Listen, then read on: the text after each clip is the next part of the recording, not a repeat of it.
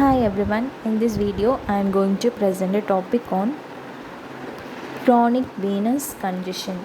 Chronic venous congestion is a condition it will develop if there is any persistent venous insufficiency, which means the inability of the veins to return blood from the lower extremities to the heart. The venous system in our body is mainly responsible for returning the deoxygenated blood from the body to heart. If there is any issue with this valve in that particular vein, it will affect the whole venous system function. So due to this, the blood will accumulate and result in chronic venous congestion. Then symptoms and treatments of chronic venous congestion.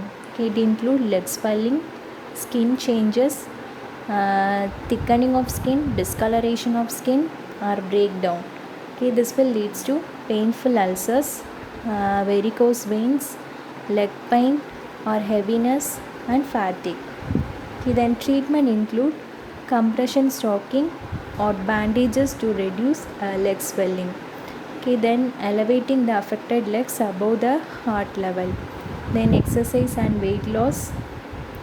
Then medication that include blood thinners, diuretics. Then it also involves surgical procedures. The next concept is hematological disorders, which means blood disorders will affect blood cells and blood proteins. One of the hematological disorder is anemia, which means insufficient healthy red blood cells or lack of hemoglobin. Anemia is also caused by deficiency in iron, vitamin B12. Then another disorder is hemophilia. Hemophilia is a bleeding disorder that will affect the blood's ability to clot. Then sickle cell diseases. It is a disorder that will affect the shape of the RBC. The hemoglobin in sickle cells forms into crescent or sickle shape, which makes it difficulty for them to move smoothly through the blood vessel, and that will lead to oxygen deprivation in tissues and organs. This can cause pain, organ failure. Then treatments include pain management, hydroxyurea, blood transfusions, or stem cell transplantation. Then bleeding disorders. Bleeding disorders in the sense that will affect body ability to control bleeding.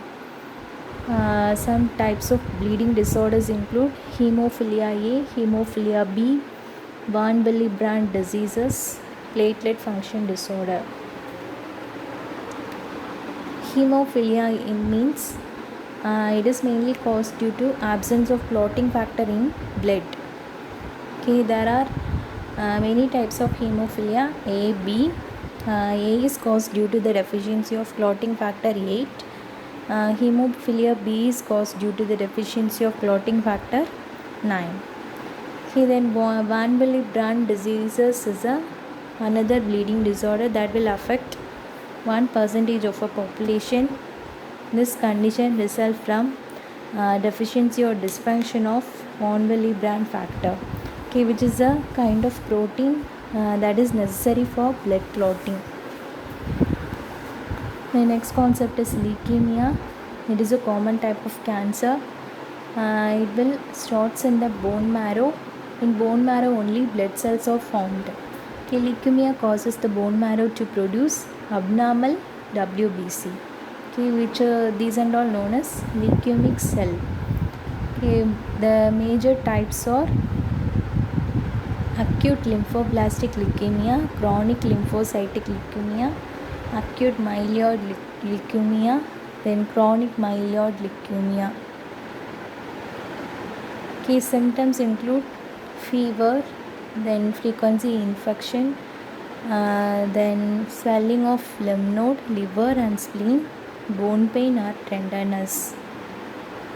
Treatment include chemotherapy, bone marrow transplant, and immunotherapy. Okay, the next concept is lymphoma. Lymphoma means the cancer originates in the lymphatic system, which is a network of vessels and nodes that helps to defend against infections and diseases. Okay, there are two main types of lymphoma, that includes swollen lymph nodes, Hodgkin lymphomas and non-Hodgkin lymphomas.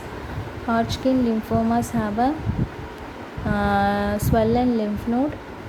Then it is also characterized by the presence of unique cell type called Reed-Steinberg cells, which can be seen under a microscope. Okay, then non-Hodgkin lymphoma, in the sense there are more diverse group of cancers that can affect all types of lymphocytes and have a wide range of symptoms. Then diagnosis by physical exam or imaging test and biopsies. Blood test also used to predict. Then treatments include types and stages of cancer. It mainly depends on the type and stages of the cancer. Then treatment includes chemotherapy, radiation therapy, immunotherapy and stem cell transplants. Okay, the next concept is hemorrhage. Okay, it is defined as abnormal discharge of blood from the blood vessel, whether it will occur internally or externally. Okay, internal means inside the body, external means outside the body.